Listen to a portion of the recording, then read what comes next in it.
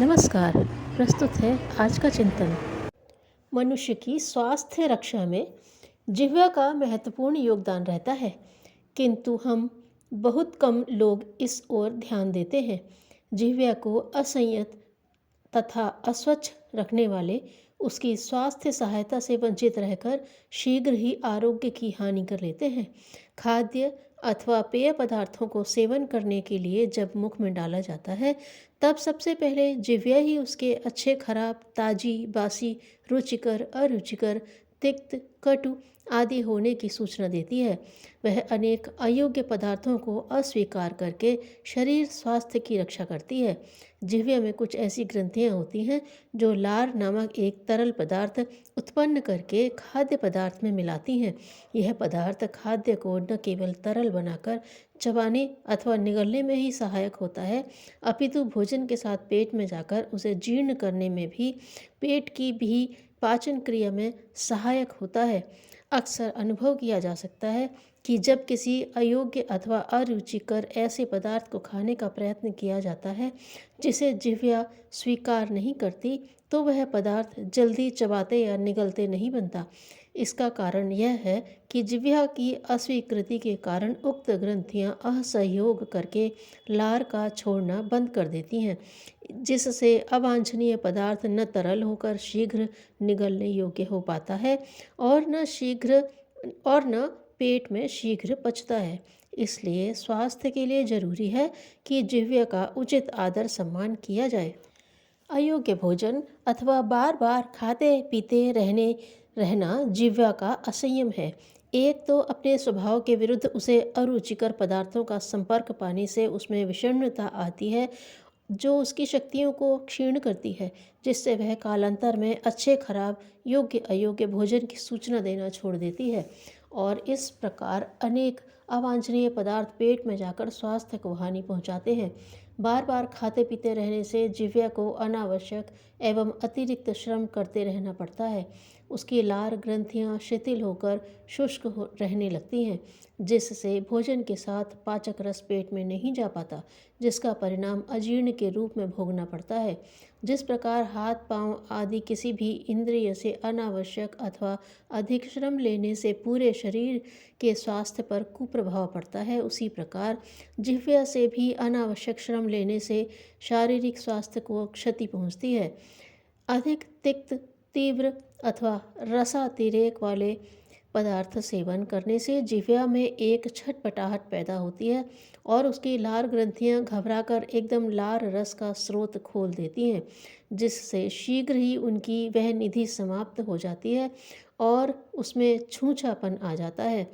साथ ही जहाँ लार भोजन को पचाने में सहायक होती है, वहाँ उसकी अधिक मात्रा का स्राव होना पाचन क्रिया पर विपरीत प्रभाव डालता है, जो कि समग्र शारीरिक स्वास्थ्य के लिए हानिकारक होता है। इसलिए जरूरी है कि रसना को सहसा उत्तेजित कर देने की कारणभूत तीव्रताओं तथा स्वादातिरेकताओं से बचाए रखा जाए। बार बार खाने पीने के कारण मुंह हर समय झूठा और जिह्वा गंदी बनी रहती है, इसलिए झूठा मुंह रहने का निषेध शास्त्रों में किया गया है।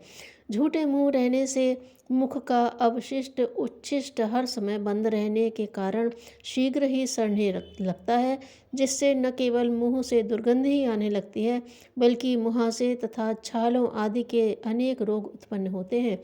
इतना ही नहीं, मुख के रोगों के विषैले तत्व तथा कीटाणु हर समय लार के साथ पेट में जाते हैं, जिससे पेट तो खराब होता ही है, लार के रास्ते की कंठ आदि की नालियों में भी विकार पैदा हो जाता है। ऐसी रुग्ण स्थिति में आरोग्य की आशा किस प्रकार की जा सकती है? आरोग्य शास्त्र में जिह्वा की सफाई पर बहुत जोर दिया गया है। शरीर के अन्य अवयव आँख, नाक, कान, हाथ पांव आदि तो अपने विषैले तत्व पसीना, पानी, नाक, थूक आदि के रूप में कुछ न कुछ निकालते रहते हैं, किंतु जिह्वा को ऐसी कोई सुविधा प्राप्त नहीं होती। इसलिए उसको साफ किया जाना बहुत ज़रूरी है। साफ किया जाना ही क्यों, हर समय साफ रखना ज़रूरी है। जो आदमी बार बार खाता है, पान, तंबाकू, बीड़ी, सिगरेट आदि का सेवन करता रहता है, वह भला दिन में कितनी बार जीभ धोकर उसे साफ रख सकता है। इसलिए जिह्वा को हर समय साफ रखने के लिए बीड़ी, सिगरेट, पान, तंबाकू आदि का प्रयोग और बार बार खाने की आदत छोड़ना भी आवश्यक है। ऐसा करना स्वास्थ्य की दिशा में एक निश्चित पग उठाना है। इसके अतिरिक्त जिह्वा का एक और नियंत्रण बहुत ही महत्वपूर्ण है, वह है वाणी का नियंत्रण। कटु, कठोर, गंदे अथवा अप्रिय शब्द बोलने से न केवल सुनने वाले को ही कष्ट होता है, बल्कि वह उसके मानसिक संस्थान पर भी आघात करते हैं। कटु, कठोर शब्दों के पीछे उत्तेजना तथा क्रोध का आवेग रहा करता है, जो मनुष्य की जीवनी शक्ति के लिए शोषक का काम करता है। मधुर, शिष्ट तथा प्रिय बोलने से सुनने वाले को सुख मिलता है और अपना हृदय भी शीतल होता है। समाज में अजात शत्रुता की वृद्धि होती है। जो लोग कटु, कुटिल, कठोर अथवा अप्रिय बोलकर अपने शत्रु पैदा कर लेते हैं, वे चिंता के रूप में अपने स्वास्थ्य को घुन लगा लेते हैं। इसलिए आवश्यक है कि स्वास्थ्य रक्षा के लिए मधुर एवं मनोहर संभाषण किया जाए। कम बोलना तो स्वास्थ्य के लिए साक्षात संजीवनी ही है। इसलिए शास्त्रों में मौन को बहुत महत्व दिया गया है। रोगी के शीघ्र स्वस्थ होने में उसकी विवशतापूर्ण मौन तथा चिकित्सकों का यह निर्देश कि रोगी को छेड़ा न जाए बहुत सहायक होता है। जो लोग मौन भाव से चुपचाप अपना कार्य करते रहते हैं, वे अधिक काम कर लेते हैं। इसका कारण यही होता है कि मौन उनके जीवन तत्व को नष्ट नहीं होने देता।